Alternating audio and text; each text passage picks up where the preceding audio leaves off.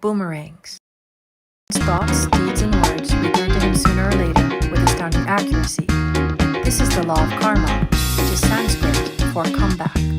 Whatsoever a man soweth, that shall he also reap. For example, a friend told me this story of herself, illustrating the law. She said, "I make all my karma on my aunt. Whatever I say to her, someone says to me.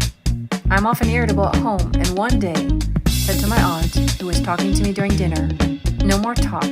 I wish to eat in peace.' The following day, I was lunching with a woman with whom I wished to make a great impression. I was talking animatedly when she said, 'No more talk. I wish to eat in peace.' My friend is high in consciousness, so her karma returns much more quickly than to one on the mental plane. The more a man knows, the more he is responsible for, and a person with a knowledge of spiritual law, which he does not practice, suffers greatly in consequence. The fear of the Lord, law, is the beginning of wisdom. If we read the word law, it will make many passages in the Bible much clearer. Vengeance is mine. I will repay, saith the Lord, law. It is the law which takes vengeance, not God. God sees man perfect, created in his own image, imagination, and given power and dominion. This is the perfect idea of man, registered in divine mind, awaiting man's recognition. For man can only be what he sees himself to be, and only attain what he sees himself attaining.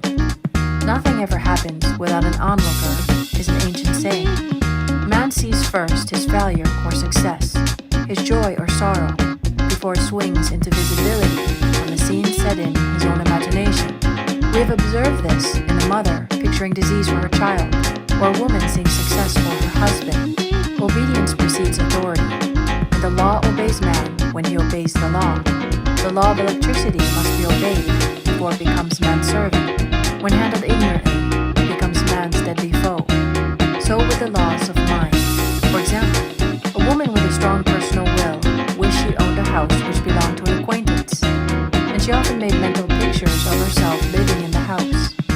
In the course of time, the man died and she moved into the house. Several years afterwards, coming into the knowledge of spiritual law, she said to me, "Do you think I had anything to do with that man's death?" I replied, "Yes, your desire was so strong, everything made way for it. But you paid your karmic debt. Your husband, who you loved devotedly, died soon after, and the house was a white elephant on your hands for years." The original owner, however, could not have been affected by her thoughts, had he been positive in the truth, nor her husband, but they were both under karmic law. The woman should have said, feeling the great desire for the house, "Infinite intelligence, give me the right house, equally as charming as this, the house which is mine by divine right." The divine selection would have given perfect satisfaction and brought good to all. The divine pattern is the only safe pattern to work by. Desire is a tremendous force, and must be directed in the right channels, or chaos ensues. In demonstrating the most important step is the first step, to ask for right. Man should always demand only that which is his by divine right. To go back to the illustration, had the woman taken this attitude, "If this house I desire is mine, I cannot lose it. If it is not, give me its equivalent," the man might have decided to move out harmoniously had it been the divine selection for her, or another house would have been substituted. Anything forced into manifestation through personal will is always ill-got, and has ever bad success. Man is admonished, "My will be done, not thine." And the curious thing is man always gets just what he desires when he does relinquish personal will, thereby enabling infinite intelligence to work through him. For example, a woman came to me in great distress. Her daughter had determined to take a very hazardous trip, and the mother was filled with fear. She said she had used every argument, pointed out the dangers to be encountered, and forbidden her to go. But the daughter became more and more rebellious and determined. I said to the mother, "You are forcing your personal will upon your daughter, which you have no right to do, and your fear of the trip is only attracting you, for man attracts what he fears." I added, "Let go, and take your mental hands off. Put it in God's hands, and use this statement.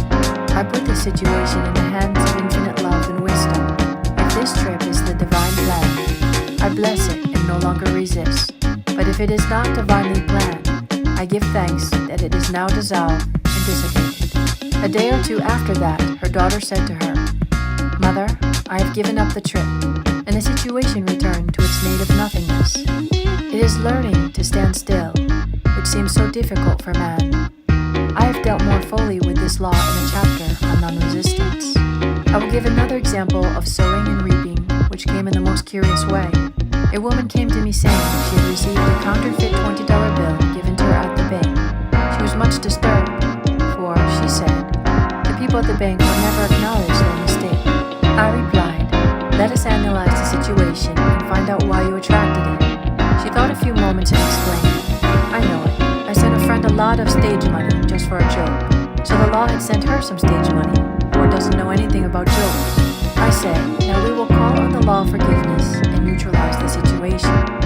So I said, "Infinite Spirit, we call on the law of forgiveness and give thanks that she is under grace and not under law and cannot lose this $20, which is hers by divine right." Now I said, "Go back to the bank and tell them fearlessly that it was given to you there by mistake." She obeyed, and to her surprise, they apologized and gave her another bill, treating her most courteously. So knowledge of the law gives man power to rub out his mistakes. Man cannot force the external to be what he is not. If he desires riches, he must be rich first in consciousness. For example, a woman came to me asking treatment for prosperity. She did not take much interest in her household affairs, and her home was in great disorder. I said to her, "If you wish to be rich, you must be orderly. All men with great wealth are orderly, and order is heaven's first law." I added, "You will never become rich with a burnt match and a pincushion." She had a good sense of humor and commenced immediately putting her house in order. She arranged furniture, straightened out bureau drawers, cleaned rugs, and soon made a big financial demonstration, a gift from a relative. The woman herself became made over and keeps herself keyed up financially by being ever watchful of the external and expecting prosperity, knowing God is her supply. Many people are in ignorance of the fact that gifts and things are investments, and that hoarding and saving invariably leads to loss. There is that scattereth and yet increasing, and there is that withholdeth more than is meet, but it tendeth to poverty. For example, I knew a man who wanted to buy a fur-lined overcoat. He and his wife went to various shops, but there was none he wanted. He said they were all too cheap looking. At last, he was shown one. The salesman said was valued at $1,000, but which the manager would sell him for $500, as it was late in the season. His financial possessions amounted to about $700. The reasoning mind would have said, "You can't afford to spend nearly all you have on a coat," but he was very intuitive and never reasoned. He turned to his wife and said, "If I get this coat, I'll make a ton of money." So his wife consented, weakly. About a month later, he received a $10,000 commission. The coat made him feel so rich, it linked him with success and prosperity. Without the coat, he would not have received the commission. It was an investment, paying large dividends. If man ignores his leadings to spend or to give, the same amount of money will go in an uninteresting or unhappy way. For example, a woman told me on Thanksgiving Day, she informed her family that they could not afford a Thanksgiving dinner. She had the money, but decided to save it. A few days later, someone entered her room and took from the bureau drawer the exact amount that dinner would have cost. The law always stands back for the man who spends fearlessly with wisdom. For example, one of my students was shopping with her little nephew. The child clamored